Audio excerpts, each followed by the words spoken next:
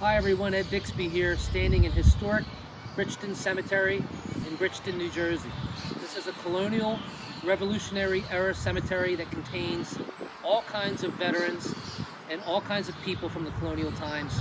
We're going to learn a little bit today about what certain images on tombstones mean, because many have meanings that can tell the story of the lives that were lived. More to come. So this is a classic example of a headstone for a child in the late 1800s. You'll see this in many cemeteries. This represents a child that was taken too early in life, usually their babies.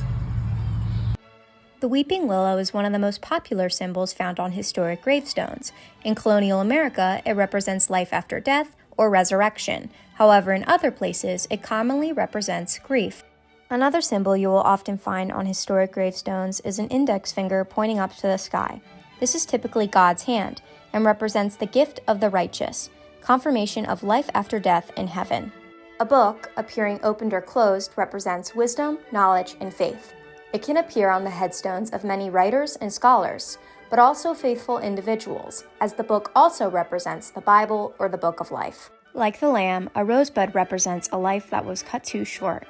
A full rose, on the other hand, represents love in all of its earthly and heavenly hues.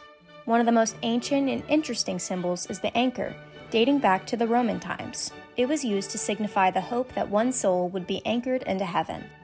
A crown usually symbolizes Christ. However, with a cross in its center, it represents a departed soul gaining victory over death through Christ. The trumpet, also seen on the lower portion of this stone, represents victory and resurrection.